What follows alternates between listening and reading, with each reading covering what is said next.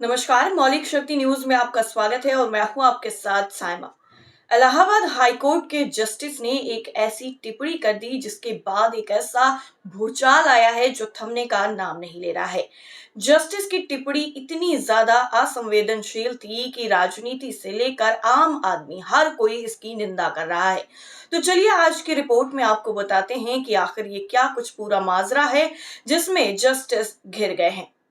दरअसल इलाहाबाद हाईकोर्ट के जस्टिस राम मनोहर नारायण मिश्रा अपनी एक हालिया टिप्पणी से सुर्खियों में हैं। एक फैसले में उन्होंने कहा है कि स्तनों को छूना और पैजामे की डोरी तोड़ना बलात्कार या बलात्कार की कोशिश के दायरे में नहीं आता है।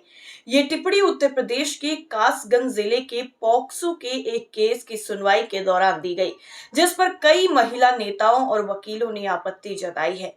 तो क्या कुछ ये पूरा मामला, चलिए विस्तार से जानते हैं। दरअसल उत्तर प्रदेश के कासगंज जिले के पटियाली थाना क्षेत्र से जुड़े एक पॉक्सो केस की सुनवाई करते हुए जस्टिस राम मनोहर नारायण मिश्रा की पीठ ने कहा कि अभियुक्तों के खिलाफ लगाए गए आरोपों और उपलब्ध तथ्यों के आधार पर यह सिद्ध करना संभव नहीं है कि उन्होंने बलात्कार करने की कोशिश की थी। कोर्ट ने कहा कि अगर ये साबित करना है कि बलात्कार का प्रयास हुआ तो अभियोजन पक्ष को ये दिखाना होगा कि अभियुक्तों का इरादा अपराध को अंजाम देने का था। अदालत ने यह भी कहा है कि बलात्कार करने की कोशिश और अपराध की तैयारी के बीच का अंतर समझना जरूरी है। इस आधार पर हाईकोर्ट ने निचली अदालत को निर्देश दिया कि अभियुक्तों के खिलाफ आईपीसी की धारा 354 बी कपड़े उतारने के इरादे से हमला और पॉक्सो एक्ट की धारा 9 और 10 यानी गंभीर यौन हमला के तहत मुकदमा चलाया जाए। विवादों से जस्टिस का पुराना नाता है। जी हाँ, जस्टिस मिश्रा मथुरा के उस बहुचर्चित केस की सुनवाई करने वाली पीठ का हिस्सा हैं, जिसमें श्री कृष्ण जन्मभूमि और शाही ईदगाह मस्जिद के बीच जमीन विवाद को लेकर याचिकाएं दायर की गई हैं। इस मुकदमे की अगली सुनवाई 3 अप्रैल 2025 को तय है। इसके साथ ही मार्च 2024 में जस्टिस मिश्रा ने निचली अदालत के उस आदेश को रद्द किया जिसमें मुख्यमंत्री योगी आदित्यनाथ की तुलना यूनानी दार्शनिक प्लेटो से की गई थी और धार्मिक व्यक्ति के सत्ता में होने के लाभ बताए गए थे। साल 2024 में एक फैसले में जस्टिस मिश्रा उस खंडपीठ का भी हिस्सा थे जिसने 1981 के एक हत्या मामले में 71 साल की अंतिम जीवित अभियुक्त को संदेह का लाभ देते हुए बरी कर दिया। अदालत ने अपने फैसले में ये कहा कि घटनास्थल की स्थिति को लेकर संदेह है और गवाहों की गवाही और जांच अधिकारी के बयानों में विरोधाभास पाए गए हैं। इतना ही नहीं, एक पारिवारिक मामले की सुनवाई के दौरान उन्होंने टिप्पणी की कि मध्यम वर्गीय महिला के लिए 2500 रुपए में एक समय का खाना जुटाना कठिन है। अदालत ने गुजारा भत्ता बढ़ाकर 5000 रुपए प्रतिमाह करने का आदेश दिया। दरअसल 2023 में भी एक फैसले में उन्होंने कहा कि बलात्कार पीड़िता की गवाही को अतिरिक्त पुष्टि की नजर से देखना अनुचित है। आदेश में उन्होंने लिखा कि पीड़िता कोई सह अपराधी नहीं होती है, इसलिए उसकी बात को पर्याप्त माना जाना चाहिए। अब जब नया जो टिप्पणी है जस्टिस ने की है उसके बाद जमकर बवाल हो रहा है। इलाहाबाद हाई कोर्ट के हालिया फैसले पर विवाद शुरू हो गया है। कोर्ट ने कहा था कि किसी महिला का प्राइवेट पार्ट पकड़ना और उसकी पजामे की डोरी खींचना रेप नहीं है। अब केंद्रीय महिला एवं बाल विकास मंत्री अन्नपूर्णा देवी ने हाई कोर्ट के इस फैसले को पूरी तरह गलत बताया है। उन्होंने कहा है कि सुप्रीम कोर्ट को इस पर गंभीरता से विचार करना चाहिए। सभ्य समाज में इस तरह के फैसले के लिए कोई जगह नहीं है। कहीं न कहीं इसका समाज पर गलत असर पड़ेगा। इसके साथ ही शिवसेना सांसद प्रियंका चतुर्वेदी ने भी इस पूरे मामले पर चीफ जस्टिस संजीव खन्ना को पत्र लिखकर इस फैसले पर आपत्ति जताई है।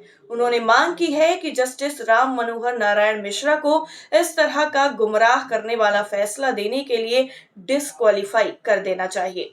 प्रियंका चतुर्वेदी ने अपनी पोस्ट में लिखा है कि इस पूरे केस को सुप्रीम कोर्ट में ट्रांसफर किया जाए ताकि पीड़ित परिवार को न्याय मिल सके। साथ ही भविष्य में इस तरह के असंवेदनशील फैसलों से बचने के लिए सभी तरह के न्यायाधीशों के लिए ट्रेनिंग को अनिवार्य किया जाए।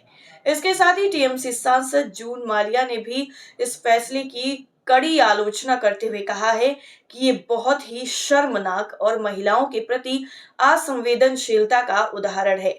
हमें ऐसी मानसिकता से बाहर आना होगा। इसके साथ ही आम आदमी पार्टी की सांसद स्वाति मालीवाल ने भी इस पूरे मामले पर नाराजगी जाहिर करते हुए कहा है कि मैं ये समझ ही नहीं पा रही हूँ कि आखिर इस फैसले के पीछे क्या तर्क दिया गया।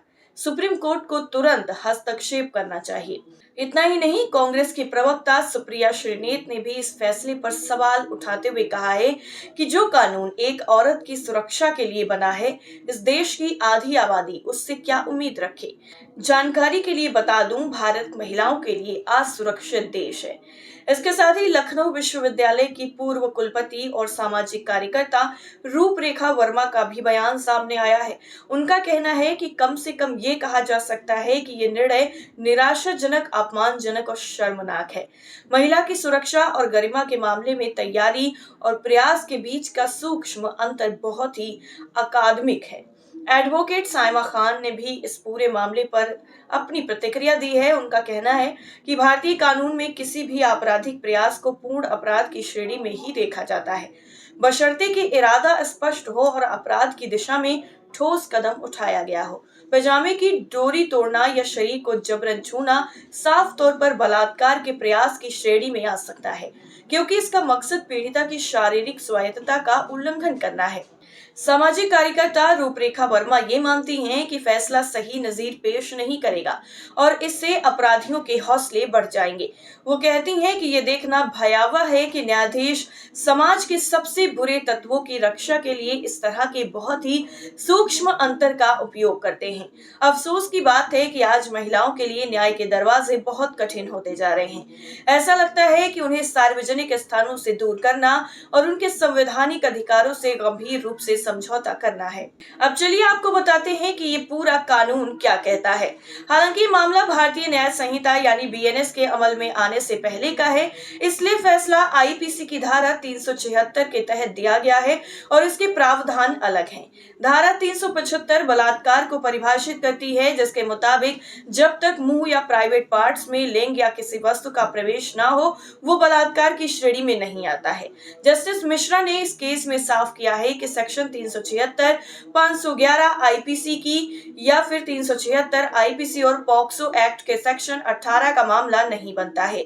वहीं वकील दीपिका देशवाल का इस पूरे मामले पर कहना है कि महिलाओं के खिलाफ हो रहे अपराध कहीं न कहीं कानून में कमी को बताते हैं। देशपाल का मानना है कि जब रेपिस्ट की मंशा रेप करने की है और उसके लिए प्रयास भी किया गया है, तो ऐसे में अदालत की तरफ से सख्त रुख की और आवश्यकता है।